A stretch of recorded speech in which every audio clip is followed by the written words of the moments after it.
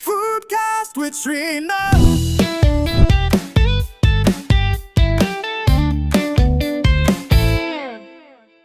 A podcast with half food. Srinath Dosa tasty bites. Chat Madi enjoy chesi. Friends gather, stories share. Meru Atitya Sweekarisi.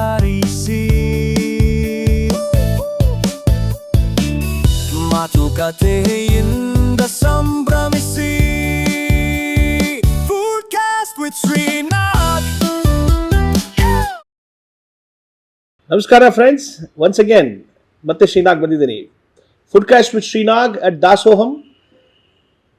ಇವತ್ತಿನ ನನ್ನ ಅತಿಥಿಗಳಾಗಿ ಬಂದಿರ್ತಾರೆ ನಮ್ಮ ಆತ್ಮೀಯರು, ಹಾಗೂ ಹೊಸ ಮೂವಿ ಬರ್ತಿದೆ ದಗೆ ಅನ್ನೋ ಒಂದು. ಆ ದಗೆ ಮೂವಿಯ ಪೂರ್ತಿ ಚಿತ್ರತಂಡ ಇಲ್ಲೇ ಇದೆ. ಸಂಗಮೇಶ್ ಉಪಾಧ್ಯಾಯ ಸಾಹೇಬರು ಇಲ್ಲೇ ಇದ್ದಾರೆ, ನಮ್ಮ ಜೋಗ್ತಮ್ಮ ಇಲ್ಲೇ ಇದ್ದಾರೆ, ಹಾಗಾಗಿ ನಮ್ಮ ನಿರ್ದೇಶಕರು ನಿರ್ಮಾಪಕರು ಇಬ್ಬರೂ ಇಲ್ಲೇ ಇದ್ದಾರೆ. ಅವರೆಲ್ಲರಿಗೂ ವೆಲ್ಕಮ್ ಅಂತ ಹೇಳ್ತಾ ನಮ್ಮ ಈ ಮುಂದಿನ ಸೆಗ್ಮೆಂಟ್ನ ಶುರು ಮಾಡೋಣ. ಧಗೆ ಧಗೆ ಧಗೆ ಧಗೆ ಇದು ನಿನ್ನನ್ನು ನೀನು ಅರಿಯುವ ಬಗೆ, ಇದು ಹೊಸ ಬಗೆ, ಹೊಸ ಬದುಕಿನ ಬಗೆ, ನಗೆ ಉಕ್ಕಿಸುವ ಬಗೆ, ಧಗೆ ಧಗೆ ಧಗೆ ಇದು ಹೊಸತನದ ಬಗೆ, ಅಮ್ಮನ ಪ್ರೀತಿಯ ಬಗೆ, ಮಧುರ ಮಮತೆಯ ಬಗೆ, ಸತಿಪತಿಯೊಂದಾಗುವ ಬಗೆ, ಹಸಿಗ ಧಗೆ, ಕಾಮ ಪ್ರೇಮದ ಹಾಸಿಗೆ ಧಗೆ, ಸಾವು ನೋವಿನ ಧಗೆ. Welcome to Dasoham once again. Foodcast with Shrinag at Dasoham. Sir ನಮಸ್ಕಾರ. ಸಂಗಮೇಶ್ ಉಪಾಧ್ಯಾಯ ಸಾಹೇಬ್ ನಮಸ್ಕಾರ. ಸುಮಾರು ಜನಕ್ಕೆ ಸಂಗಮೇಶ್ ಉಪಾಧ್ಯಾಯ ಸಾಹೇಬ್ರಿಗಿನ್ನ ಅವ್ರಿಗೆ ಗೊತ್ತಿರೋದೇ ಸಿಲಿವಲ್ಲಿಯ ಮೇಜರ್ ಕ್ಯಾರೆಕ್ಟರ್. ಮೊನ್ನೆ ಯಾರು ನಾನು ತೋರಿಸಿದೆ, ನನ್ನ ನಾಳೆ ಒಂದು ಫೋಡ್ಕಾಸ್ಟ್ ಇದೆ ಅಪ್ಪ ಸಾಹೇಬ್ರು ಬರ್ತಾರೆ ಅಂತ.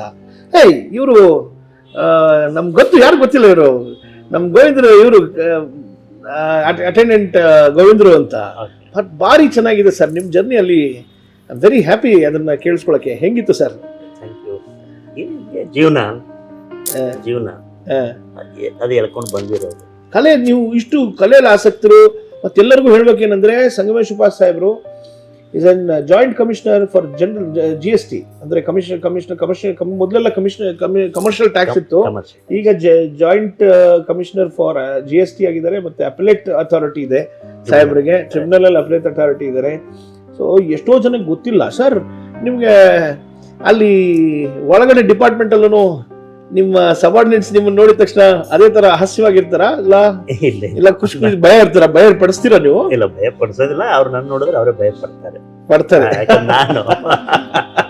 ನಾನು ಆಫೀಸಲ್ಲಿ ಆಫೀಸರ್ ಆಗಿರ್ತೀನಿ, ಮನೆಯಲ್ಲಿ ಗಂಡ ಮಗ ಆತರ ಆಗಿರ್ತೀನಿ. ಓ, ಅಂದ್ರೆ ನೀವು ಕಲಾವಿದರೆ, ಸ್ಕ್ರೀನ್ ನಲ್ಲಿ ಕಲಾವಿದನಾಗಿ. ಮಕ್ಕಳು ಹೊಡೆದಿದ್ದೀರಾ ಸರ್? ಹೊಡೆದಿದ್ದೀರಾ ಸರ್? ಅಲ್ಲ, ಹೊಡೆಯೋದ್ರಲ್ಲಿ ನನ್ನ ಮಗಳೇ ನನ್ಗೆ ಹೊಡಿತಾಳೆ. ನೋಡ್ರ ಮತ್ತೆ ಅದೇ ಇರೋದು. Very great sir. ಬಟ್ ಆದ್ರೆ ಮಕ್ಳ ಹತ್ರ ಹೊಡ್ಸ್ಕೊಡೋದು ಒಂಥರ ಖುಷಿನೇ ಇದೆ. ಖುಷಿ ಅಲ್ಲ? Lovely sir, lovely. ಅಷ್ಟೇ ಸಿಂಪಲ್ ನೋಡಿ, ನಾವೆಲ್ಲ ಅಂದ್ಕೋತೀವಿ ಎಷ್ಟು ಸಿಂಪಲ್ ನಮ್ಮ ಸಂಗಮೇಶ್ ಉಪಾಧ್ಯಾಯ ಸಾಹೇಬ್ರು. Very nice sir. ಹೆಂಗನ್ಸು ಸರ್ ದಾಸೋಹಂ? ಎಲ್ಲಿ ತನಕ ಬಂದ್ರಿ?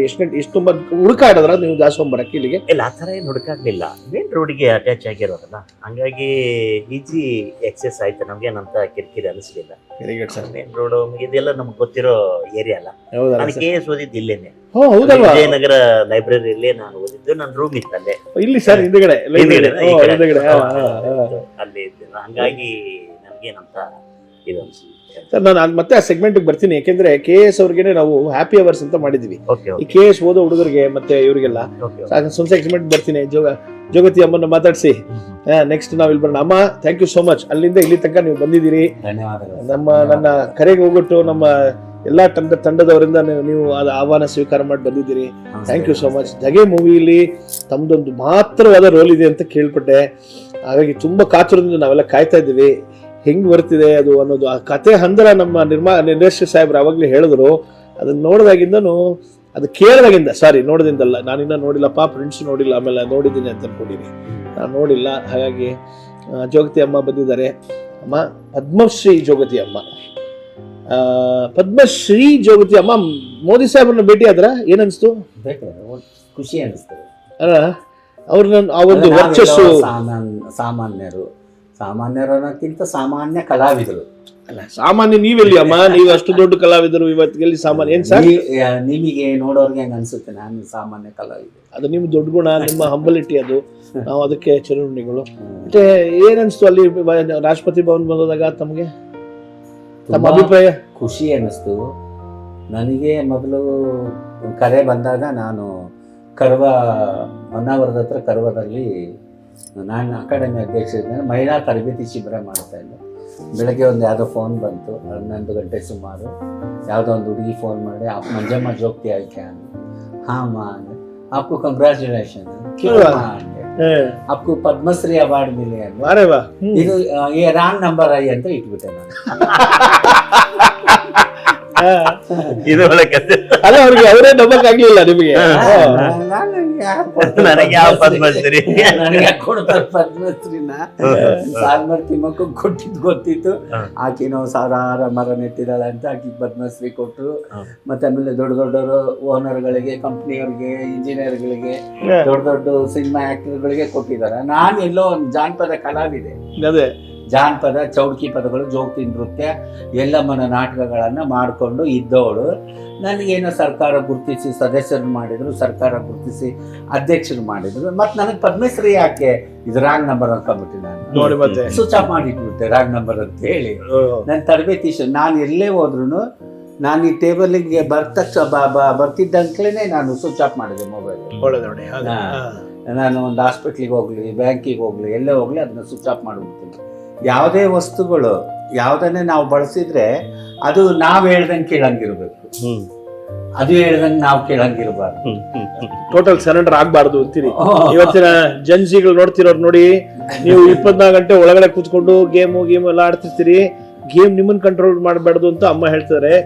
ಜನ್ಸಿಗೆ ಒಂದು ಸ್ಪೆಷಲ್ ಟೈಪ್ ಇದು, ಅಂದ್ರೆ ಏನಿದೆ, ಕಂಟ್ರೋಲ್ ಎಕ್ವಿಪ್ಮೆಂಟ್ಸ್ ನಮ್ಮನ್ನ ಕಂಟ್ರೋಲ್ ಮಾಡಬಾರ್ದು, ನಾವು ಅದನ್ನ ಕಂಟ್ರೋಲ್ ಮಾಡಬೇಕು. ಅದು ಸುಮ್ಮನೆ ತೊಂದರೆ ಕೊಡುತ್ತೆ, ಅದು ನಮ್ಗೆ ಅದು ಇಷ್ಟ ಆಗೋದಿಲ್ಲ. ಅದಕ್ಕೆ ನಾನು ಅದನ್ನ ಕಿವಿ ಹಿಂಡಿ ಇಟ್ಬಿಡ್ತೀನಿ. ನಾನು ಕೈ ಬಿಡೋ ತನಕ ಮತ್ತೆ ಮಾತಾಡಬಾರ್ದು.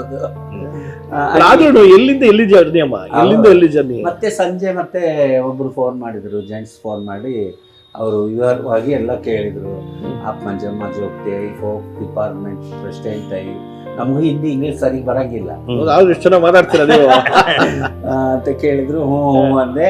आपको केंद्र सरकार से पद्मश्री अवार्ड दीटा ಅಂತಂದ್ರು. ಥ್ಯಾಂಕ್ ಯು ಸರ್ ಅಂತಂದೆ. ಆಮೇಲೆ ನನಗೆ ಇಂಗ್ಲೀಷ್ನಲ್ಲಿ ಇದಕ್ಕೆ ಕಳ್ಸೋಕ್ಕೆ ಹೇಳಿದರು, ಏನು ಬಯೋಡಾಟಾ ಕಳ್ಸೋಕ್ಕೆ. ನಂದು ಇಂಗ್ಲೀಷ್ ಬಯೋಡಾಟಾ ಇದ್ದಿಲ್ಲ. ಆಟೋಮೆಟಿಕ್ಕಾಗಿ ನಾನು ಅಕಾಡೆಮಿಗೆ ಫೋನ್ ಮಾಡಿದೆ, ಅವರೆಲ್ಲ ಟೈಪ್ ಮಾಡಿ ಇಂಗ್ಲೀಷ್ನಲ್ಲಿ ಕಳಿಸ್ಕೊಟ್ರು. ಅಲ್ಲಿ ಹೋಗಿ माता बी मंजम्मा जोगती कला लोक नृत्य.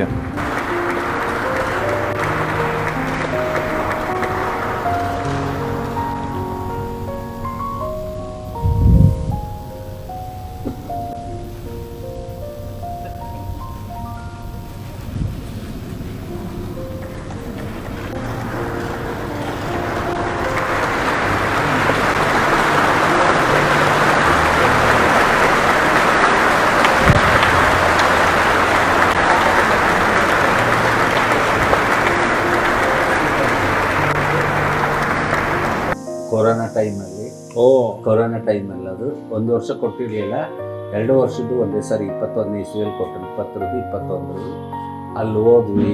ಫ್ಲೈಟು ಹೋಗಿ ಭಯ.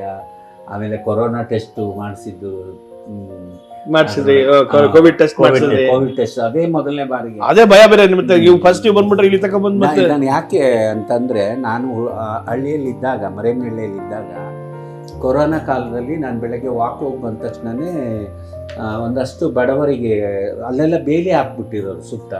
ಆ ಬೇಲಿ ಹಾಕಿದಂಥ ಮನೆಗಳಿಗೆ ಬ್ರೆಡ್ಡು, ಬಿಸ್ಕತ್ತು, ಹಾಲು, ಸಕ್ಕರೆ ತಗೊಂಡೋಗಿ ನಾನು ಅವ್ರ ಕೈಗೆ ಕೊಟ್ಟು ಬರ್ತಿದ್ದೆ. ಅಲ್ಲಿ ಹಳ್ಳಿಗಳಲ್ಲಿ ಅವ್ರ ಕೈಗೆ ಕೊಟ್ಟು ಬರ್ತಿದ್ದೆ. ನನ್ನ ಉದ್ದೇಶ ಏನಂದರೆ, ನಂಬಿದವರು ಕೆಡಲಿಲ್ಲ, ಅಪನಂಬಿಕೆ ಮಾಡಿದವರು ಉಳಿಯಲಿಲ್ಲ. ನಂಬಿದವರು ಕೆಡಲಿಲ್ಲ, ಅಪನಂಬಿಕೆ ಮಾಡಿದವರು ಉಳಿಯಲಿಲ್ಲ. ಭಯನೇ ಕೊರೋನಾ ಅಂತ ನಾನು ಅನ್ಕೊಂಡಿದ್ದವ. ಹೌದು ಬಿಡಿ, ಕರೆಕ್ಟ್ ಆಗಿ ಹೇಳಿದ್ರಿ ನೀವು. ಭಯನೇ ಕೊರೋನಾ. ನನಗೆ ಬೆಕ್ಲೆ ಇದ್ದೀನಿ, ನನಗೆ ಭಯ ಯಾಕೆ? ಏನ್ ಮಾತು ಹೇಳ್ಬಿಟ್ರಿ. ಬೆಕ್ಲೆ ಇದ್ದವರಿಗೆ ಭಯ ಯಾಕೆ? ಕರೆಕ್ಟ್, ಹೌದಲ್ವಾ? ಒಡವೆನೇ ಇಲ್ಲ, ಬಟ್ಟೆನೇ ಇಲ್ಲ ಅಂದ್ರೆ ಕಳ್ಳರ ಭಯ ಯಾಕಿರುತ್ತೆ? ನಾನು ಹೋಗಿ ಅಲ್ಲೇ ಕೊಟ್ಟು ಬರ್ತಿದ್ದೆ. ನಂಗೆ ಅದೇನು ಅನಿಸಿರ್ಲಿಲ್ಲ. ಸ್ಟೇಷನ್ಗೆಲ್ಲ ಫೋನ್ ಮಾಡಿ ಹೇಳ್ತಿದ್ರು, ಮಂಜಮ್ಮ ಹೋಗಿ ಅವ್ರ ಕೈಯಲ್ಲಿ ಕೊಡ್ತಾರೆ, ಅವ್ರೆಲ್ಲೆಲ್ಲೋ ತಿರುಗಿ ಬರ್ತಿರ್ತಾರೆ, ಎಲ್ಲರಿಗೂ ಹಚ್ಚಿಬಿಡ್ತಾರೆ ಅಂತ. ನನಗೆ ಅದೆಲ್ಲ ಏನು ಭಯ ಇದ್ದಿದ್ದಿಲ್ಲ. ನಮ್ಗೇನು ಹೆಂಡ್ರಿಲ್ಲ, ಗಂಡ್ರಿಲ್ಲ, ಮಕ್ಕಳಿಲ್ಲ, ಮರಿ ಇಲ್ಲ. ಆದ್ರೂ ಒಂದು ಸಂವಹನ ಇದೆಯಲ್ಲ ನಂಬ್ಕೊಂಡು. ಲಕ್ಷಾನುಗಟ್ಲೆ ಮಕ್ಕಳಿದ್ದಾರೆ. ಮತ್ತೆ ನಾನು ಗಂಡಾಗಿ ಹುಟ್ಟಿಸ್ತಿದ್ದಿಲ್ಲ, ಹೆಣ್ಣಾಗಿ ಅಡಿತಿದ್ದಿಲ್ಲ. ಅಷ್ಟು ಲಕ್ಷಗಟ್ಲೆ ಮಕ್ಕಳು ಅಮ್ಮ ಅಮ್ಮ ಅಮ್ಮ ಅಂತಾರೆ. ಇವರು ಅಮ್ಮ ಅಂತಾರ, ಇವರು ಅಮ್ಮ ಅಂತಾರೆ, ಎಲ್ಲರೂ ಅಮ್ಮನೇ ಅನ್ನೋದು. ನಾನು ನಿಮ್ಮ ಜೋಗ್ತಿ ಅಮ್ಮ ಅಂತಾನೆ ಕರಿತಾ ಇದ್ದೀನಿ ಈಗ. ಹಂಗಿದ್ದಾಗ ಕೊರೋನಾ ಟೆಸ್ಟ್ ಮಾಡಿಸಿ ನಾವು ಹೋಗಿ ಕುತ್ಕೊಂಡ್ವಿ. ನನಗೆ ದೋಸೆ ತಂದಿದ್ರು. ಈ ದೊಡ್ಡ ದೇಹಕ್ಕೆ ಇಷ್ಟಿಷ್ಟು ದೊಡ್ಡದು ಸಣ್ಣ ದೋಸೆ ಆಗಲ್ಲ, ಬರುವಾಗೇನೆ ತಗೊಂಬಂದಿದ್ರು ನನಗೆ ನಮ್ಮ ಸೂಪರ್ಡೆಂಟು. ಮತ್ತು ಆಮೇಲೆ ನಮ್ಮ BK ವಿಕ್ರಮ್ ಅಂತ ಮಗ ಇದ್ದಾನೆ, ಅಂದರೆ ದೇವ್ರು ಕೊಟ್ಟ ಮಗ ಅವನು. ನಾನು ಹೋದೆ, ನಾನು ವಿಕ್ರಮ್ ಹೊಟ್ಟೆ ಸಿಗ್ತಾ ಇದೆ ಅಂದೆ. ತಡಿಯಮ್ಮ ಇಡ್ಲಿ ತರ್ತೀನಿ ಅಂತ ತೊಗೊಂಬರಕ್ಕೆ ಹೋದ. ಆಮೇಲೆ ಒಂದು ಬಾಕ್ಸಲ್ಲಿ 3 ಇಡ್ಲಿ ಇದ್ದು, ಅದು 218 ರೂಪಾಯಿ ಏರ್ಪೋರ್ಟಲ್ಲಿ. 3 ಇಡ್ಲಿ 218 ರೂಪಾಯಿ. 86, 87ರಲ್ಲಿ 1 ರೂಪಾಯಿಗೆ 4 ಇಡ್ಲಿ ಮಾರಿದ್ದೀನಿ ನಾನು. ನೋಡಿದ್ರ 86, 87ರಲ್ಲಿ 1 ರೂಪಾಯಿ ಇಡ್ಲಿ, 1 ರೂಪಾಯಿಗೆ 4 ಇಡ್ಲಿ ಮಾರಿದವಳು ನಾನು. ಇವತ್ತು ಏರ್ಪೋರ್ಟ್ ಅಲ್ಲಿ 218 ರೂಪಾಯಿ ಕೊಟ್ಟು 3 ಇಡ್ಲಿ ತಿಂದೆ. ನಾನು ವಿಕ್ರಮ್ಗೆ ಹೇಳಿದೆ, ವಿಕ್ರಮ್ ಏನಮ್ಮ ಅಂದ. ಅಮ್ಮ ವಿಕ್ರಮ್ 1 ರೂಪಾಯಿಗೆ 4 ಇಡ್ಲಿ ಆದ್ರೆ 218 ರೂಪಾಯಿಗೆ ಎಷ್ಟು ಇಡ್ಲಿ ಬರ್ತವು? ನಾನು ನನ್ನ ಬಗ್ಗೆ ಎಲ್ಲ ಗೊತ್ತಿತ್ತಲ್ಲ, ನೀನ್ ಇಡ್ಲಿ ಮಾರಿದವಳು ಲೆಕ್ಕ ಹಾಕ್ತೀಯ. 218 ಇಡ್ಲಿ ಬರೋದು ಅಲ್ಲ, 218 into 4 1,000 ಇಡ್ಲಿ ಬಂದ್ಬಿಡ್ತಲ್ಲ. 1,000 ಇಡ್ಲಿ ಲೆಕ್ಕ ಮಾಡ್ತೀಯ? ಆ ಕಾಲ ಬೇರೆ ಈ ಕಾಲ ಬೇರೆ. ಇನ್ನು ಹೋಗೋಣ ಅಂದ್ವಿ. ಭಯ ಭಯ ಭಯ ಭಯ.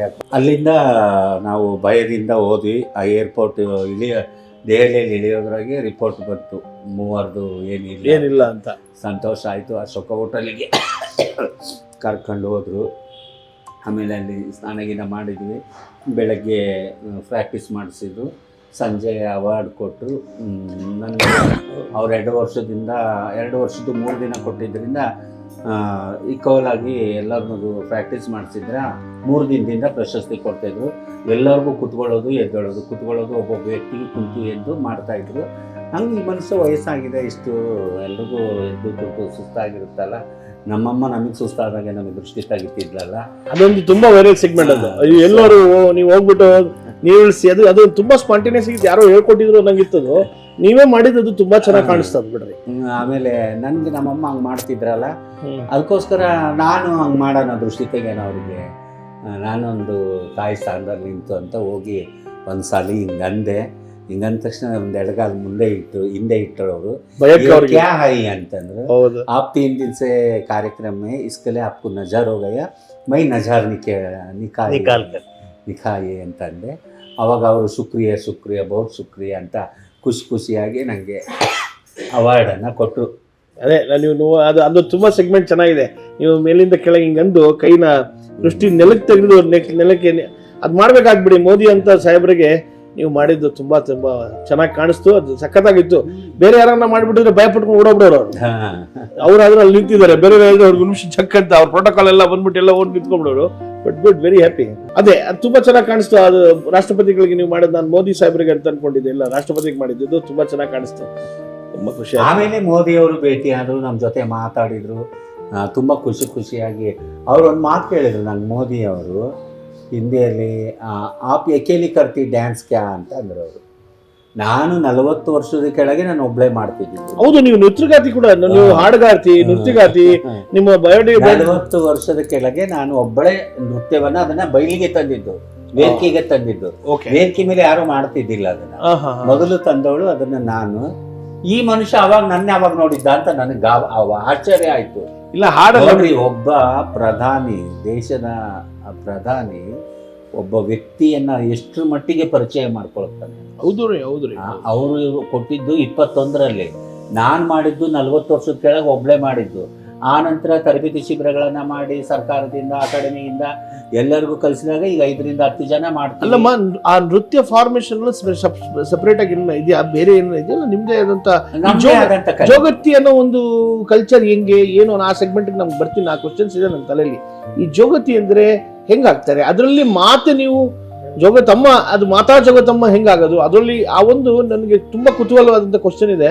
ನಮ್ಮ ಇವರಿಬ್ಬರನ್ನ ಮತ್ತೆ ವೆಲ್ಕಮ್ ಮಾಡ್ಬಿಟ್ಟು ನಾನು ನಿಮ್ಮ ಹತ್ರನೇ ಬರ್ತೀನಿ ಅದೇ ಕ್ವಶನ್ಗೆ. ಸಾಹೇಬ್ರೆ ನಮಸ್ಕಾರ. ಈಶ್ವರ್ ಕೆರೆನಹಳ್ಳಿ ಅವ್ರಿಗೆ ನಮಸ್ಕಾರ. ಧಗೆ ಮೂವಿಯ ನಿರ್ದೇಶಕರು ತಾವು, ಮುಖ್ಯ ಚಾಲಕರು, ಸೂತ್ರಧಾರರು. ಹೇಗನ್ನಿಸ್ತು? ಎಲ್ಲಿಂದ ಕಂತೆ ಹಂದರ ಹಿಡಿದ್ರಿ ನೀವು? ಇದು ತುಂಬಾ ಚೆನ್ನಾಗಿ ಬಂದಿದೆ.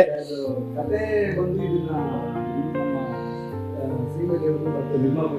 ಒಂದ್ಸರಿ ಎಲ್ಲಮ್ಮನ ಗುಡ್ಡಕ್ಕೆ ನಾವು ನಮ್ದಲ್ಲಿ ಸೊರಗ ಸೋಮೇಶ್ವರ ಅಂತ ಹೇಳಿ ದೇವಸ್ಥಾನ, ಎಲ್ಲಮ್ಮನ ಗುಡ್ಡಕ್ಕೆ ಹೋದಾಗ ಹಾಗೆ ಕ್ಯಾಶುವಲ್ ಆಗಿ ಒಂದ್ಸರಿ, ಅಂದ್ರೆ ಇದುವರೆಗೂ ಅಲ್ಲಿ ಉತ್ತರ ಕರ್ನಾಟಕದಲ್ಲಿ ಯಾಕಂದ್ರೆ ಒಂದು ಪರಿಸರಕ್ಕೆ ತಕ್ಕಾಗಿ ಒಂದು ಆಚರಣೆಗಳು ನಡ್ಕೊಂಡು ಹೋಗ್ತಾ ಇರುತ್ತೆ. ಅಂದ್ರೆ ಬೇಸಿಗೆ ಕಾಲ ಬಂದು ಏನ್ ಮಾಡ್ತಾರೆ ಅಂದ್ರೆ ಅಲ್ಲಲ್ಲಿ ಮಡಿಕೆಗಳನ್ನ ಇಟ್ಬಿಟ್ಟು ನೀರು ಮಜ್ಜಿಗೆಯನ್ನ ಫ್ರೀಯಾಗಿ ಕುಡಿಯೋದಕ್ಕೆ ಚಿಕ್ಕದಾಗಿ ಒಂದು ಬೋರ್ಡ್ ಹಾಕ್ಬಿಟ್ಟು, ಇಲ್ಲ ಅಲ್ಲೇ ಜನ ನಿಂತ್ಕೊಂಡು ದಾರೆ ಹೋಗೋರಿಗೆ ಕೊಡ್ತಕ್ಕಂಥ ಸಂಪ್ರದಾಯ ಇದುವರೆಗೂ ನಡ್ಕೊಂಡು ಹೋಗ್ತಾ ಇದೆ. ಯಾಕಂದ್ರೆ ದಾಸೋಹ, ನಿಮ್ಮ ದಾಸೋಹ ಮೂವತ್ತು ಇದೆಯಲ್ಲ, ಅದಕ್ಕೆ ಅಂದ್ರೆ ಈಗ ಏನ್ ಹೇಳಿದ್ರು ತುಂಬಾ ಪೂರ್ವವಾಗಿರ್ತಕ್ಕಂಥ ಒಂದು ಅಟ್ಯಾಚ್ಮೆಂಟಿಂಗ್ ಇದು, ಅದು ಪರಂಪರೆ. ಅವಾಗ ಇವ್ರು ನೋಡ್ಬಿಟ್ಟು ಎಲ್ಲಿ ನೋಡಿ ನಾವು ಸಿಟಿಗಳೆಲ್ಲ ಪಕ್ಕದ ಮನೆ ಮಾತಾಡ್ಸೋದು ಕಷ್ಟ ನಮ್ಗೆ. ಅಟ್ಲೀಸ್ಟ್ ಏನೋ ಎಷ್ಟೋ ನಾವು ನೋಡಿರ್ತೀವಿ, ಹೇಳ್ಬಾರ್ದು ಒಳ್ಳೆ ಸಂದರ್ಭದಲ್ಲಿ ನೋಡ್ಲಿಕ್ಕೆ ಬಂದ್ಬಿಟ್ಟು ಏನೋ ಪ್ರಾಣ ಹೋದ್ರೆ ಎಷ್ಟೋ ದಿನಗಳು ಬಿಟ್ಬಿಟ್ಟು ಗೊತ್ತಾಗ್ತಕ್ಕಂಥ. ಹೌದು ಸರ್, ಇಲ್ಲೆಲ್ಲ ಹಂಗೆಲ್ಲ ಹೆಂಗೆ ಆಗಿರ್ಬೇಕಾದ್ರೆ ಈ ಹಳ್ಳಿಗಳಲ್ಲಿ ಇದುವರೆಗೂ ನೀರು ಮಜ್ಜಿಗೆ ಬೆಡ್ಕೊಂಬಂದಿದೆಯಲ್ಲ ಸರ್, ಅದು ಅಂದ್ರೆ ಈಗ ಇದೇ ಹಳ್ಳಿಗಳ ಸೈಡ್ ಇನ್ನೂ ಇದೆ ಅಲ್ವಾ ಅಂದಾಗ ಹಾಗೆ ಏನೋ ಒಂದು ವಿಚಾರಣೆ ಮಾಡ್ಬಿಟ್ಟು ಇದಲ್ಲ ನಾವು ಕೇಳಿದ್ವಿ. ಅಂದ್ರೆ ಈಗ ಹೊಲಗಳು ಎಲ್ಲೇ ಆಗಲಿ, ಹೊಲ ಅಂತೀವಿ ನಮ್ಮ ಕಡೆಗೆ ಹೋಗ್ಬೇಕಾದ್ರೆ ಏನಾಗುತ್ತೆ, ಎಲ್ಲೋ ನೀರು ಅರವಟ್ಟಿಗೆಗಳು ಅಂತೇಳಿ ಅದಕ್ಕಿಂತ ಮುಂಚಿತವಾಗಿತ್ತು. ನೀವು ಹೇಳಿದೆ ಹಂಗೆ ಹಸ್ತು ಬಂದಿರ್ತದೆ ಅಂತಾರೆ ಒಂದು ದಾಸೋಹ, ಅಂದ್ರೆ ಉಚಿತವಾಗಿ ಏನು ಅವರಿಂದ ಬಯಸಲ್ಲ. ಆದರೆ ಇವ್ರು ಸುಸ್ತಾಗಿದ್ದಾರೆ, ದಣಿವಾಗಿದ್ದಾರೆ, ಇವ್ರಿಗೇನೋ ಒಂದು ಕೊಡ್ಬೇಕಲ್ಲ, ಇವ್ರ ದಾಹ ತೀರಿಸ್ಬೇಕಲ್ಲ ಅನ್ನೋದು ಇದೆಯಲ್ಲ. ಇದೆಲ್ಲ ಹೆಂಗೆ ಅಂದ್ರಾಗಿ ಬೇಡನ್ ಮನುಷ್ಯ ಕೊಡೋನ್ ದೇವರು, ಅದಕ್ಕೋಸ್ಕರನೇ ಅವ್ರನ್ನ ದೇವರು ಅಂತಂದು ಹೇಳ್ತಾರೆ. ಅಂದ್ರೆ ಕೊಡ್ತಕ್ಕಂಥ ನಾವು ಚಿಕ್ಕದೇನೇ ಆಗಿರಲಿ ಒಂದು ಸೇವೆ, ಅದನ್ನು ದೇವ್ರು ಇದ್ದಂಗಪ್ಪ ನೀನು ಅಂತಾರಲ್ಲ, ಇದ್ರ ಮೇಲೆ ಯಾಕೆ ಒಂದು ಕಂಟೆಂಟ್ ಮಾಡಬಾರ್ದು ಅಂತೇಳಿ ಒಂದು ಈಗ ಆಲೋಚನೆ ಬಂದಾದ್ಮೇಲೆ ಒಂದು ದಗೆ ಇದನ್ನು ಮಾಡ್ಬೇಕಂದ್ರೆ ವಾತಾವರಣಕ್ಕೆ ಒಂದು ಪೂರಕವಾಗಿರ್ಬೇಕು. ವಾತಾವರಣ ಯಾವುದು, ಅಲ್ಲೇ ಹೋಗಿ ಶೂಟ್ ಮಾಡೋಣ. ಇದನ್ನ ಮಾಡ್ಬೇಕಂದ್ರೆ ಆ ಕ್ಯಾರೆಕ್ಟ್ರಿಗೆ ಒಂದು ವೇಟ್ ಬರ್ಬೇಕು. ಯಾರನ್ನೋ ಹೊಸ ಆರ್ಟಿಸ್ಟ್ ಕರ್ಕೊಂಬಂದ್ರೆ ಒಂದು ನಾಟಕೀಯ ಆಗಿಬಿಡುತ್ತೆ. ಯಾರು ಬೆಟ್ರು ಇದಕ್ಕಂತ ಯೋಚನೆ ಬಂದಾಗ ನನಗೆ ಆಟ್ಲಿ ಹೇಳ್ತಾ ಇದ್ದೀನಿ, ಅಮ್ಮ ನಮ್ಮ ಭಾಗದವರು. ಆಮೇಲೆ ಅಮ್ಮನ ಜೊತೆ ನಾನು ಜಾನಪದ ಜಾತ್ರೆ ಅಂತೇಳಿ ಯಾವುದೋ ಸಣ್ಣ ಪುಟ್ಟ ಮಾಡಿದ್ದೆ, ಅಷ್ಟು ಪರಿಚಯ ಇತ್ತು, ಮುಖ ಪರಿಚಯ ಇತ್ತು. ಅವಾಗ ಹೋಗಿ ಅಮ್ಮಗೆ ನಾನೊಂದು ಸ್ಪಾಟಲ್ಲಿ ಕತೆ ಹೇಳ್ತೀನಿ, ಊರಿಗೆ ಹೋಗ್ಬಿಟ್ಟು ಅವ್ರ ಮನೆಗೆ ಹೋಗ್ಬಿಟ್ಟು. ಅದು ಎಂಥ ಒಂದು ಪುಣ್ಯದ ಟೈಮಲ್ಲಿ ನಾನು ಹೋಗ್ತೀನಿ ಅಂದರೆ, ಇವ್ರು ಊಟಕ್ಕೆ ಕೂತಿರ್ತಾರೆ ಅಮ್ಮನವ್ರನ್ನ ಹೋದಾಗ. ಫಸ್ಟಿಗೆ ಕರೆಯೋದೇನೆ, ದಾಸೋಹ ನಮ್ಮದು, ನೀವೇನು ಮಾತಾಡ್ಬಿಟ್ಟು ಊಟದ ಟೈಮಿಗೆ ಬಂದಿರಿ, ಬನ್ನಿ ಫಸ್ಟ್ ಊಟ ಮಾಡಿದ್ವಿ ಅಂತೇಳಿ ಮನೆಗೆ ಹೋಗ್ಬಿಟ್ಟು ಫಸ್ಟ್ ಊಟ ಮಾಡಿಬಿಟ್ಟು ಅಮ್ಮಗೆ ಕತೆ ಹೇಳ್ತೀನಿ. ಅಮ್ಮ ಕತೆ ಹೇಳ್ಬಿಟ್ಟು ಕೇಳ್ತಾ ಹಾಗೆ ಕಣ್ಣಾಗಿ ನೀರು ನೋಡಿ, ರಿಯಲ್ ಆಗಿ. ಇಲ್ಲ ಅಷ್ಟು ತುಂಬಾ ಚೆನ್ನಾಗಿದೆ ಈಶ್ವರ, ಮಾಡೋಣ ಇದನ್ನ ಖಂಡಿತವಾಗಿ, ಆದ್ರೆ ನನ್ನ ಜಾಸ್ತಿ ದಣಿಸ್ಬೇಡ ನೀನು. ಆದ್ರೂ ಸರ್, ನೀವು ಈ ತರ ಕಥಾ ಅಂದ್ರ ತಗೊಂಡಿದ್ರಲ್ಲ, ಈ ಆರ್ಟ್ ಫಾರ್ಮ್, ನೀವು ರವಿಚಂದ್ರ ಸಾಹೇಬ್ ಜೊತೆ ಇದ್ದಂತ ಗರಡಿ, ಅವರೆಲ್ಲ ರಸಿಕರು, ಮಹಾರಸಿಕರು ಅವರು. ಆ ರಸಿಕತೆಯಲ್ಲಿ ನೀವು ಈ ಡ್ರೈ ಲ್ಯಾಂಡ್ ಅಲ್ಲಿ ಜೋಗ್ತಮ್ಮನ್ ಇಟ್ಕೊಂಡು ಡ್ರೈ ಮ್ಯಾಟ್ ತಗೋಬೇಕು ಅಂದ್ರೆ ಹೆಂಗೆ ನಿಮ್ಗೆ ಸ್ಫೂರ್ತಿ? ಸರ್ ಇಲ್ಲ, ನಾನು ಆಕ್ಚುಲಿ ನಂದು ಫಸ್ಟ್ ಮೂವಿ ಬಂದು ಪಾತರಗಿತ್ತಿ ಅಂತೇಳಿ. ಅಂದ್ರೆ ನನಗೆ ಒಂದು ಮೊದಲಿಂದನೂ ಅಂದ್ರೆ ಒಂದು ಈಗ ಅಕ್ಕಿಗಳ ಕನಸಂತ ಮಾಡಿದೆ ಇದರಿಂದ, ಇದಕ್ಕಿಂತ ಮುಂಚೆ, ಅದಕ್ಕಿಂತ ಮುಂಚಿತವಾಗಿ ಪಾತರಗಿತ್ತಿ ಅಂತೇಳಿ ನನ್ನ ಮೂವಿ. ಅಂದ್ರೆ ನಾನು ಸ್ವಲ್ಪ ಸಮಾಜಮುಖಿಯಾಗಿ ಅದ್ರ ಜೊತೆಗೆ ಸಮಾಜಕ್ಕೆ ಏನಾದ್ರು ಒಂದು ಸಂದೇಶ ಇರಬೇಕು, ಅದ್ರ ಜೊತೆಗೆ ನಮ್ಮ ಗುರುಗಳ ರಸಿಕತೆ ಸೇರಿಸ್ಬೇಕು.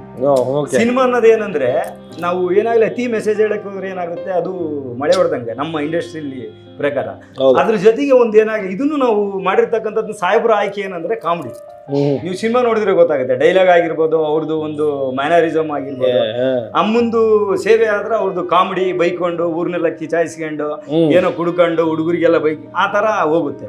ಅಂದ್ರೆ ಸಿನಿಮಾ ಒಂದು ವಿಷಯ ಕಂಟೆಂಟು ಯಾರಿಗಾಗಲಿ ನೇರವಾಗಿ ತಲುಪಬೇಕಂದ್ರೆ ಒಂದು ಮನರಂಜನೆ ಅದ್ರ ಜೊತೆಗೆ ಇರ್ಬೇಕಂತಂದೇಳ್ಬಿಟ್ಟು ನಾನು ಹಾಗಾಗಿ ಪಾತ್ರಗೀತೆ ಅಂತ ಹೇಳಿ ಮಾಡಿದೆ. ತುಂಬ ನಾನು ಹೇಳಿದ್ವಲ್ಲ, ಅದು ಪಾಪ ಪುಣತ್ನ ಯಾರು ಬರ್ದವರು ಡೆಕ್ಕನ್ ಇದರಲ್ಲಿ ಟೈಮ್ಸ್ ಆಫ್ ಇಂಡಿಯಾದಲ್ಲಿ ಸತ್ಯಜಿತ್ ರೈ ಅವ್ರು ಯೋಚನೆ ಮಾಡೋಂಥ ಕಂಟೆಂಟ್ನ ತುಂಬ ಸೂಕ್ಷ್ಮ ಇವ್ರು ಎಳ್ಕೊಟ್ಟಿದ್ದಾರೆ ಅಂತ ಬರ್ದಿದ್ದು.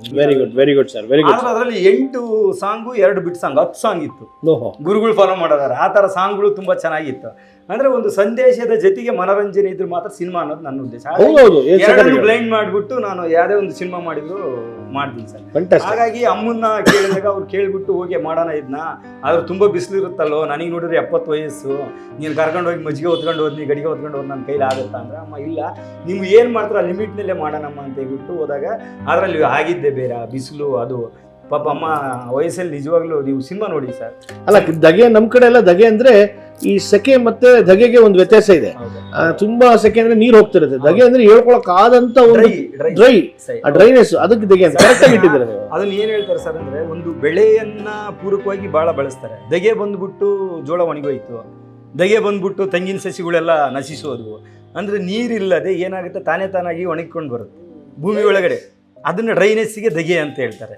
ಅದನ್ನ ಧಗೆ ಈ ಕಡೆ ಕೆಲವೊಬ್ರಿಗೆ ಗೊತ್ತಿಲ್ಲ ಧಗೆ ಅಂದ್ರೆ ಏನಂತಾನು ಕೆಲವೊಬ್ರು ಕೇಳಿದ್ರೆ ಹೌದು ಭಾಳ ಇದೆ. ಅದು ಬಿಸಿಲು, ಜಳ, ದಾಹ, ಧಗೆ ಬಂದ್ಬಿಟ್ಟು. ಆಮೇಲೆ ಸರ್ ಹೌದು ಹೌದು ಹೌದು. ಹಾಗಾಗಿ ಈ ಕತೆಗೆ ಸ್ಫೂರ್ತಿ ಅದು ಸರ್. ಅಂದರೆ ಈ ಸಾಮಾನ್ಯ ಜಗತ್ತನ್ನು ಮೀರಿ ಯೋಚನೆ ಮಾಡ್ತಕ್ಕಂಥದ್ದು ಇದು ಕತೆ. ಅಂದರೆ ನಮ್ಮ ವೈಯಕ್ತಿಕ ಬದುಕುಗಳಿಗೆ, ನಮ್ಮ ಜೀವನಕ್ಕೆ ನಾವೆಲ್ಲ ರೆಗ್ಯುಲರ್ ಆಗಿ ಬಡದಾಡ್ತೀವಿ, ಯಾವುದೋ ಒಂದು ಕೆಲಸ ಮಾಡ್ತೀವಿ, ಏನೋ ಒಂದು ಬಿಸ್ನೆಸ್ ಮಾಡ್ತೀವಿ.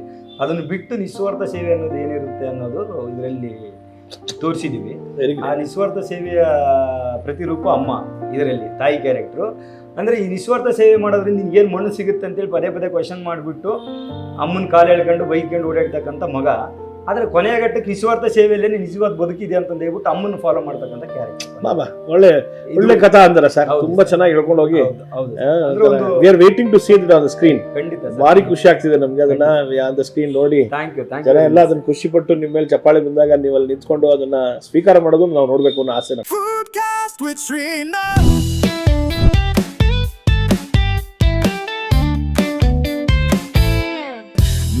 ಆತಿಥ್ಯ ಸ್ವೀಕರಿಸಿ Foodcast with Srinath.